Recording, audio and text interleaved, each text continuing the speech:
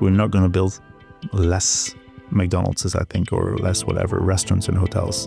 But the practicality is that when we don't need these things anymore, they don't add to the pile of garbage and carbon and whatever. By allowing us to design it in a way that after a couple of years, they can just easily take apart everything that's there. So everything gets neatly kind of brought back into the loop or recycled or whatever.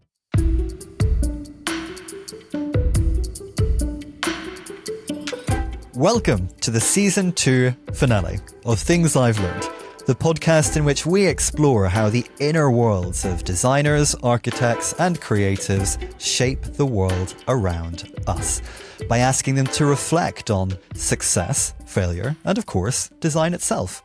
I'm Harry McKinley. Today's guest is Ruud Belmans, Executive Creative Director of WeWantMore, the Antwerp-based design agency.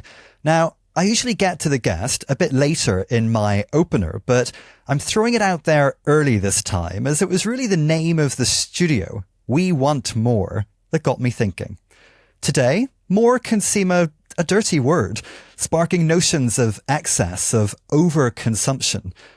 But if we turn it on its head, what might more look like in an optimistic or positive context? More creativity, more ideas, more empathy, perhaps. Because design is, after all, built on the pursuit of more. More than what existed before. More imagination. More connection. And in a world where we aspire to less waste, less noise, less distraction, maybe the real challenge is how to reconcile those two impulses. How to bring them together. How can we want more, but better? That tension sits at the heart of WeWantMore's work. The studio moves fluidly between brand design, interior design, and experience. And under Ruud's direction, I feel there's a sense that more doesn't have to mean bigger or louder. It can mean deeper, more layered, even more human, maybe. So in this episode, I want to unpack what more means to him. As a designer, as a creative leader, and as someone shaping experiences in a culture that's both obsessed with and suspicious of abundance. Welcome to Things I've Learned, Ruud. So let's get right to it. What do you want more of? Well, I think you explained it very nicely, actually. The challenge in our society is to do less of everything and to create less of everything.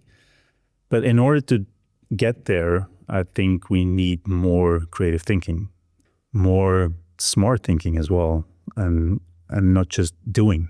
I mean, doing with a substance, with meaning. And that's the more we actually want to emphasize in the name WeWantMore. Well, we're going to talk about something most people want more of, and that's success. But first, a message.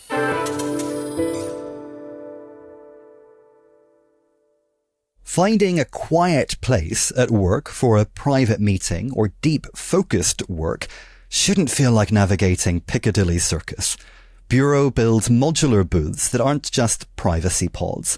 They're flexible, high-performing environments designed for deep focus, quick calls, or team huddles, built from sustainable materials, flat-packed for low-impact shipping, and crafted to last. From co-working floors to corporate offices and beyond, Bureau creates workspaces that, well, work.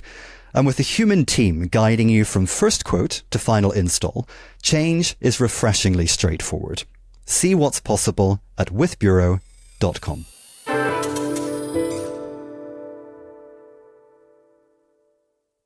So, Ruud, how do you define success? For me, it's a difficult question because I haven't lived success yet. For me, success is being truly authentic. My personal idea on this is that you only achieve that on a very, very late stage in life, let's say. Some people achieve this earlier on, and I admire these people. But for me personally, it hasn't happened yet. So you say that you don't feel that you've achieved success. I'm going to counter that a little bit because you've picked up a lot of awards along the way and your work has garnered high praise and lots of column inches, including in mags like Mix Interiors. A lot of creatives chase that kind of recognition, the awards, the press, the clients.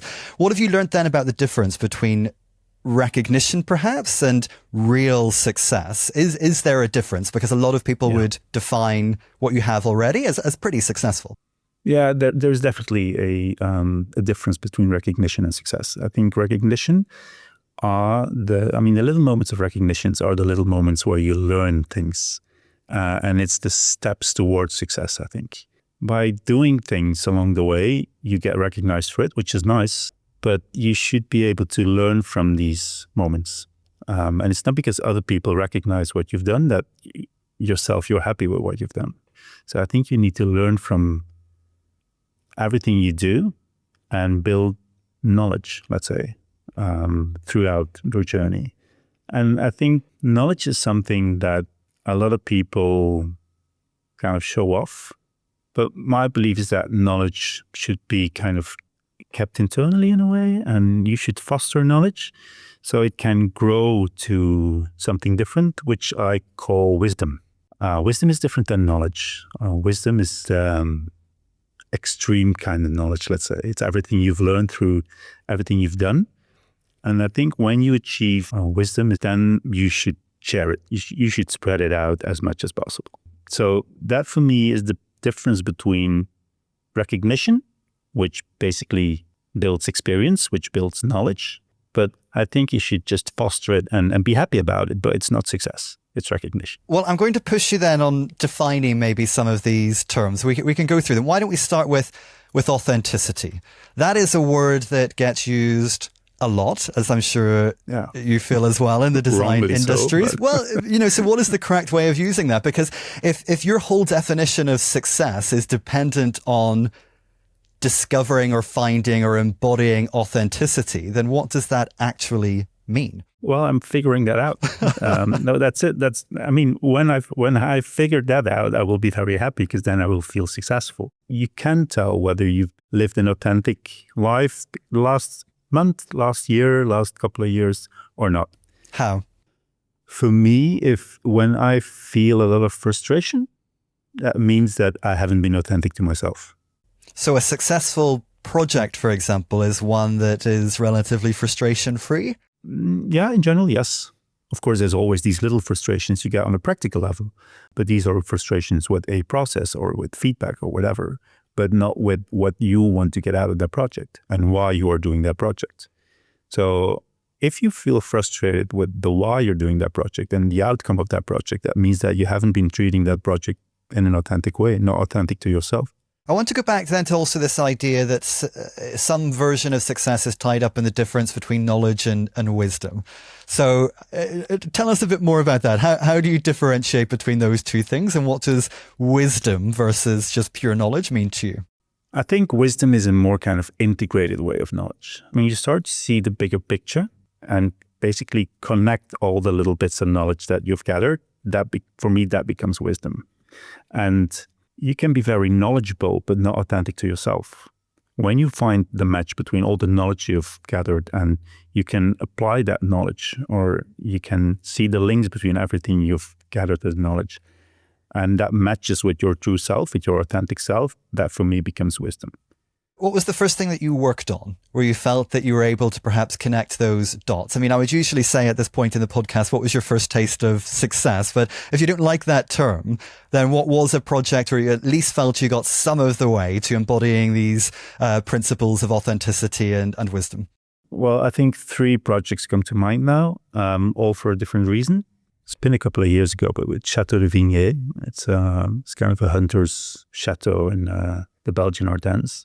That felt really authentic to how I want to approach a project and how design should be approached, I think.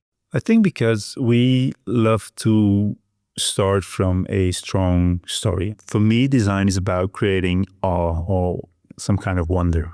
Design should bring some kind of, I think joy is way too low level. It should be on a deeper level, let's say. And I think awe is a good word for it. The way to reach that is to start from a strong story, but treat that story in a very smart way and bring that story into the design and not too literal. So the people who experience your design, they feel the idea behind it, but they can fill in the gaps themselves, or they make their own story out of it. So it shouldn't be too prescriptive in a way.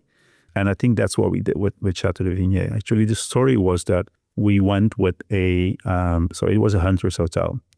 So we went with a hunter early mornings in the woods, and we experienced what he experienced, but not focusing on the hunting itself. But 5 o'clock in the morning, you're in the woods, you're very close to all these textures and scents, and so what you really experience. And these experiences we took as an inspiration for the design afterwards. So it felt like a really different way of approaching a design by actually going into the woods and experience everything. And the other one for me is a very small one at Hicks in London. And that was the mushroom. That was a bar feature that we designed, and it was completely made out of mycelium. And there, for me, all the pieces of the puzzle just came together. The theme of the show was Great Things Will Grow, because it was the first show, I think, after COVID. So already I thought, okay, that means that we have to kind of grow that bar as well. So we have to create something great, but it should grow towards the moment of the show. Also, typically for these kind of shows, which is a 2-day event, everybody starts building kind of material-heavy booths. And then after 2 days, some of it is reused, but most of it just is thrown out. And I didn't want that, because also I think that's our responsibility, part of our responsibility as a designer.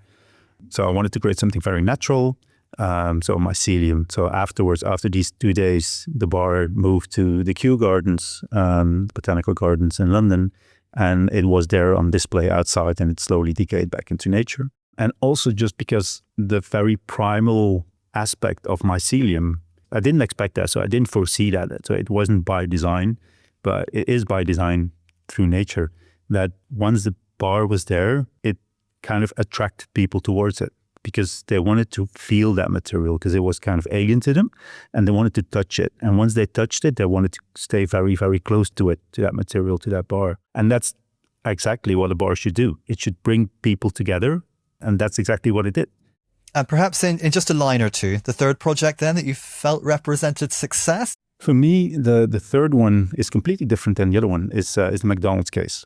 Reason why is that it's proved that you can create impact on a sustainability level for a brand like McDonald's. The brief was to make their current designs 4 times more sustainable, and we reached that target. I know a lot of designers who said, McDonald's, we're never going to work for McDonald's. They don't match our values. True, they don't match my values either, but if I can help this brand make more sustainable, I mean, there are 44,000 restaurants worldwide. We are one of the, I think, about 10 designs that are deployed, let's say, globally. 1 out of 10, if we can change that, I mean, it's huge. So I think you have the responsibility to say yes. Well, now, of course, you're running a business. And one of the interesting things about success in this sector is that once you reach the echelons of running a studio, especially a successful studio, I'll call it that, even if you don't want to, I'm wondering if it's taken anything from you. Are you still able to focus on creating, or is it now just about the business of running the practice? It's difficult to combine those two.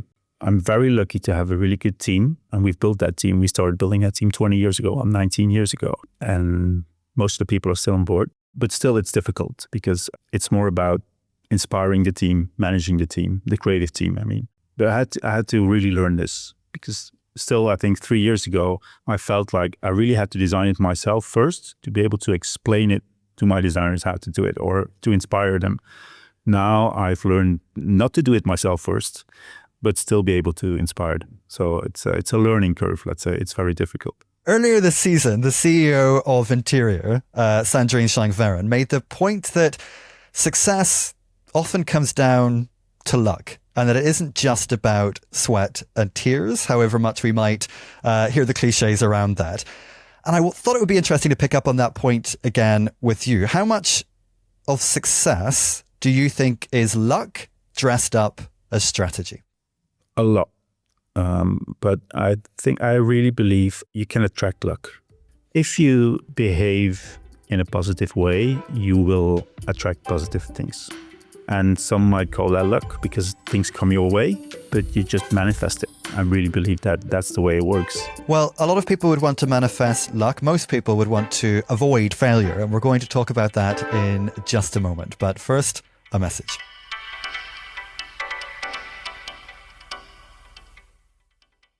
Mix Interiors is the leading platform for commercial interior design and architecture, in print and online.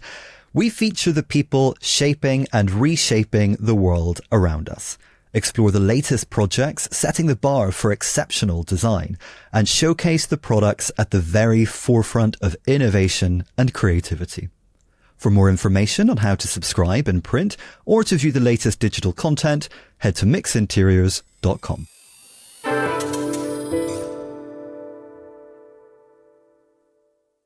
So, can you define what failure looks like for you? Failure for me is being distracted.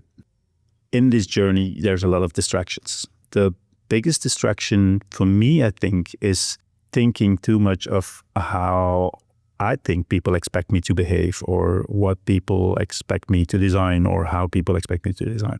If you start listening to that distraction, that means that you're not authentic to yourself. Can you remember perhaps the first time that you experienced failure, however you want to define that, inauthenticity perhaps, and did you learn anything from it? I think we have chosen to focus on one specific kind of project, for example, or one industry, because we felt that would be a cool thing to do, or we would get a lot of press coverage by doing that. But after a couple of years, you can say like, maybe this kind of industry or this kind of project is just not who we are. So you're trying to be somebody else. There's a natural tendency for designers to be wanting to design high luxury projects. But if you really look at it, that's not us. That's not me, let's say. And what I am, of course, that is kind of enlargeable in the studio. And I will never be able to pull that off, I think. But it's something that many designers aspire to do. And we've tried to get these projects because we felt that we needed to be taken serious or something. But actually, it's not true. Our best work for me is when brand and interior design come together, and when the meaning of brand is an important element within interior design. And you just have to be, true to that. Is there a failure that you still don't understand? Perhaps something that didn't quite work out the way that you intended, but that failure still makes no sense to you, even with the benefit of time or hindsight? I'm really struggling to combine a career and personal life. I really struggle. But is that possible? It's an interesting point because, it can be a difficult industry, and I'm wondering if it's possible to have successes in all aspects of life, or whether, to do well in design, one has to accept that maybe you have to fail somewhere else. I don't want to accept that. What have you learned about then avoiding failure? So you said that you don't want to believe that you can't have it all. So what have you learned about trying to have it all? Yeah, again, it's about finding the right balance. Trust people and trust that other people will do a better job than if you do it yourself. And as a designer, that's difficult because if you design something, it becomes personal. That's something I've learned. I'm not really personally involved on a personal level, let's say. I am proud of what we do, but I'm not personally attached to what we do. My responsibility within the studio now is make sure that my team grows, make sure that they keep their job so that we're financially healthy. That's one. And then that they grow. And you can't grow if you don't get any freedom. So I need to let them come with their own ideas, and they surprise me. And that's beautiful. So my role is to inspire them so they can surprise me and they can surprise themselves. Even if you don't consider your work to be terribly personal, I find it often to be quite brave. You're not afraid of taking risks, for example, of pushing the envelope. But when something doesn't land with a client, with the public, or even internally, how do you tell whether the idea was wrong or perhaps just ahead of its time? That's the same thing. If it's ahead of its time, it's wrong now. It might not be wrong later, but you're designing it now, and you're designing it for a public that lives now. But if it doesn't land, then is that, even if you don't take it personally, do you still feel some sense of frustration? Yeah, I know that failure, as we said, is a big word, but if something just doesn't quite work out, how do you navigate that? No, definitely. And that's the beauty of designing. And that's something I miss because I don't design myself that often anymore. And I miss that roller coaster of emotions when I'm designing. To be honest, that's the only time I actually feel something. Because you get a brief, you get all excited because you don't see them yet, but you feel all these possibilities. And then you start it, and then it's a huge bummer because you feel the opportunity or the possibilities, but once you actually start to kind of make it like really tangible, it doesn't happen. So you get frustrated, you get angry, and you get angry with yourself. And then all of a sudden you have an idea and you think, yeah, this is the one. And then you start designing. It's like, oh, no. Typically the next morning you see it again. It's like, oh, no, it's not good. So it's really like happiness, frustration, you get angry, everything, excitement. But that's the beauty of designing. A lot of it is frustration, but that kind of that small frustration, it's not a frustration in life. It's just a frustration on that specific topic, and that pushes you forward.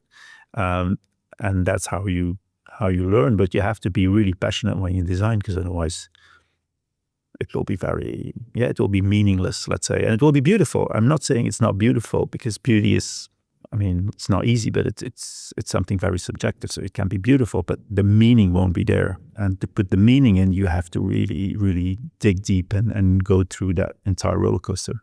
Well, of course, the podcast is Things I've Learned. And when we talk about failure, it's often in relation to the learning potential of failure. This season, I've asked most of my guests if we talk about failure enough as an industry, or if we focus too much on the success stories. But now that we're into the last episode, I do want to turn that on its head a little bit.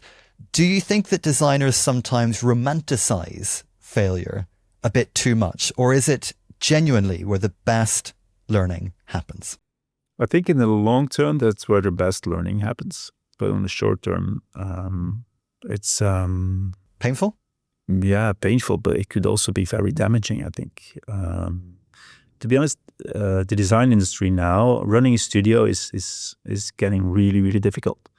And too many failures might just end the business. So yes, on a design level, it's good to fail and to learn from it. But if you fail too many times, Well, bearing that in mind then, if failure is part of the creative process, but it can also potentially have these hugely detrimental effects on the business of the studio, how do you create a culture within the practice where people can fail without fear or shame? That's purely based on trust, I think, because I still believe you can't. If you design, you need to go through a couple of failures within that project. The skill is to not to linger on that failure too long and just quickly learn from it, or just, get rid of that idea and start something new. But you have to go through that cycle anyway.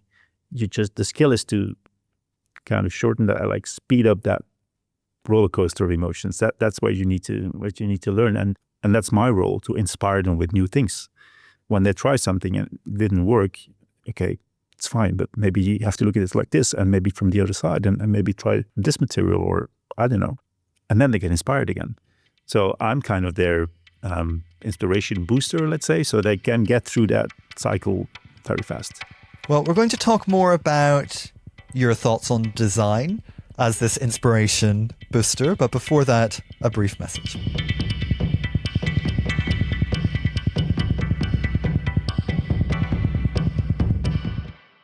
Powered by Mix Interiors, Mix Awards is the most important awards program for commercial interior design and architecture, celebrating the most groundbreaking projects, the most inventive products, and the people behind them. For more information on Mix Awards and Mix Awards North, the biggest nights in the design calendar, visit mixinteriors.com.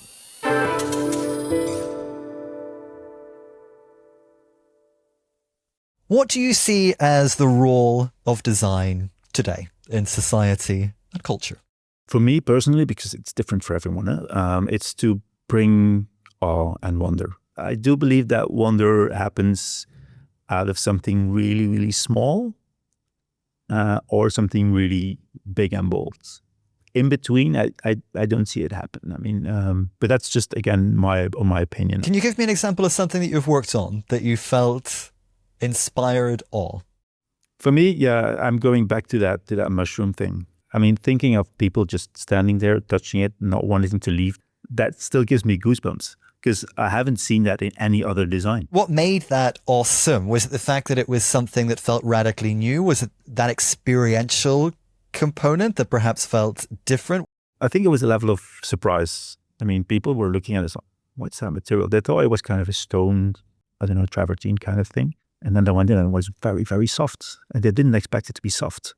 But when we're designing, I always try to find a smart, kind of surprising way of maybe treating materials, using materials, creating a shape that you don't expect with this material, or something that is out of place sometimes. So we know then that design has the power to provoke wonder, to surprise us. But by the same token, is there a project that taught you something about what design can't do? Its limits rather than its power? No, I think there's no limits to design, to be honest. But I do think that we underuse design. How so? The true power of design is not in the many projects that we see. I think design is often kind of limited to the beauty of things. So there's a huge kind of styling component, which is very, very important, especially in interior design. But the real important component of design is to solve deeper problems and not just to give a nice and beautiful experience to someone. What are some of the problems that you think design has the potential to fix? We don't design towards sustainability enough, for example. If you want to design in a sustainable way, it's not that difficult, but it's just a different way of thinking. It's another kind of layer you add to your design. One of the things is design for disassembly, for example. That means you have to design your furniture, whatever, everything you have in a hotel room, for example, or a restaurant, needs to be designed in a slightly different way. It can still look the same. That's the beauty of it. It still looks the same, but you have to engineer it in a different way. That, for me, is a typical example of underuse in design because it's there. You just have to apply it. Do you think there's room then for some surprising collaborations? I mean, the project that you did with McDonald's that you mentioned earlier was a very interesting one. It really felt, from the outside looking in, like a departure for that brand that everyone feels they know so well. And yet you came in and you developed a blueprint for an interior for them, essentially, that was all about sustainability. So can you perhaps tell us more about the ways in which design and perhaps some of those unexpected brands might be able to work together more holistically to create meaningful change? Yeah, and I think we have to bring it down to a very practical level. The challenge is to still be able to build things, because we're not going to build less McDonald's, I think, or less whatever, restaurants and hotels. But the practicality is that when we don't need these things anymore, they don't add to the pile of garbage and carbon and whatever. So the value they create is by allowing us to design it in a way that after a couple of years, they can just easily take apart everything that's there. So everything gets neatly kind of brought back into the loop or recycled or whatever. The problem is that when you don't design for disassembly and everything gets glued together, you might have a piece of furniture with one or two very, very good sustainable materials. But if they glued together and there is another material in the mix that is not so sustainable, whatever, then everything's waste. Another advantage of designing for disassembly is repairability. So because if you can disassemble it, you can easily just replace a part of the feature and you don't have to kind of replace the entire feature. So that was also important.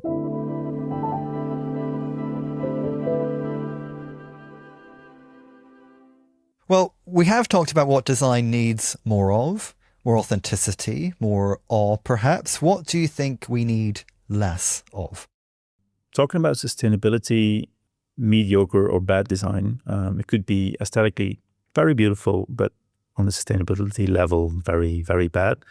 That's definitely what I think we should have a lot less of. We need more intentional design and less unintentional design. And the intention now is mainly focused on aesthetics. So I think we need, am I going to say that? A smaller focus on aesthetics? Not because I think it needs to become less important, but if you have the balance, yes, aesthetics and there is meaning and sustainability, and I think we need to kind of level it out. So I just want more focus on the practical side of how things are built and how much embodied carbon does the project have. And I asked myself, why are designers not doing more in terms of sustainability? And the reason is that the good intentions are there, but the knowledge is not there. So what I thought then, okay, let's find a way to kind of bypass that need for knowledge. If you look at how a designer treats costs of a specific material or of the project, a designer does not know how much of that cost goes to labor, to material, to transport, to markup, whatever. He doesn't know. He doesn't need to know. He just needs to know the final number. So I thought, okay, can we have that same process for sustainability and for carbon calculating? And that's what we're building now. So it's a tool called MONARK, and it works exactly like cost calculating, but then with carbon. Make it sound very unsexy, but basically that's what it is. Because if you do this, I believe that an entire industry can change. The industry or any industry has changed because of cost. Cost must go down, the industry changes. We find solutions all the time to do that. Do you think that that action needs to be radical? I did a panel actually not that long ago, and the title was, "Why Are We Still Talking About Sustainability?" And it was actually really about this notion that we need radical action. Do you think that action needs to be radical?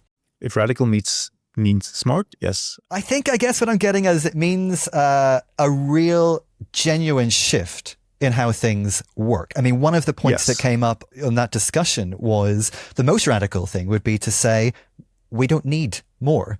We don't need more restaurants. We don't need more hotels. We don't need more offices. So how do we balance that potentially quite radical view of design with this idea that we want more? Yeah, but it's never going to happen. We're not going to build less. We're going towards more of everything. You can't stop it. It's like you can't stop AI. You can't switch the button off. Who's going to decide, no, I'm not going to do this project, which could make me money, but I'm not going to do it because actually we should have less of things. Maybe, again, 2 out of 100 people with good intentions, but it's not enough. What drives change is regulation. That's what drives change. So we need regulations on sustainability as well. If you can measure things when you use data, you can regulate things, and that's how everything starts. And on a big scale, not just on a very local scale. What we try to do with WeWantMore is that we need to inspire on one side again, and that inspiring is just to set the mood. The thing we've done with the mushroom is we're inspiring. On an impact level, 0 impact, because it's just one piece of furniture in the entire world. And now we need to be able to scale things, and MONARK is about scaling. You mentioned all of these potential challenges looking ahead. We know that sustainability is an issue. AI, the big debate potentially of our times. We don't know how that is going to pan out. But if you could fast forward those 15 years, what is your positive vision for the future of design and perhaps society at large? I've been listening to a lot of podcasts about this. Somebody said that we're going to have to go through a kind of 15 years of dystopia to get to utopia. I think it's really going to be tricky, but I think in the end, design, but again, smart design is gonna help us a lot in bringing us solutions. My end goal is to use the wisdom that I've gathered through doing all these kind of projects with WeWantMore and building WeWantMore, to use that skill for more pressing issues. Just let's be honest. Most of the projects we do are not really pressing issues. It's fun and it's nice. And I mean, it's important, but it's not pressing. It's a unique skill that should be used for more pressing issues than the next building or the next interior or the next product. I don't know why I'm saying this. I don't know if it's an answer to your question, but I felt I had to say this. I'm glad you got it off your chest. But I know that's my personal kind of mission, I think. Well, it was a really interesting conversation, Ruud. I've got a couple of takeaways. Firstly, I'm impressed by your bravery to work with brands and organizations that others might write off if there's the potential to sow the seeds of change. That feels really authentic. We also went into dicey territory on a couple of occasions, not least looking at those 15 years of dystopia. But on a positive, if designers can equip themselves with wisdom more than just knowledge and wield that wisdom effectively, then perhaps there is light at the end of the tunnel. So thank you. Well, that's it for season 2. Thank you for listening to Things I've Learned. I hope you've enjoyed the conversations, and in hearing what our guests have learned about success, failure, and design, you've perhaps learned something along the way too. As always, please like and subscribe and chat to your friends about the podcast. Your support really does mean a lot. If you missed any episodes, you can, of course, catch up wherever you're listening to this, or watch us in video at mixinteriors.com or over on YouTube. You can also subscribe to the Mix Interiors newsletter on our website. Again, that's mixinteriors.com to be the first to receive updates about Season 3. Things I've Learned is hosted by me, Harry McKinley. This episode was produced by Nada Smiljanic, and the executive producer was Dan Jackson, with original music by Memotone. Things I've Learned is a co-production by Reduced Listening and Mix Interiors.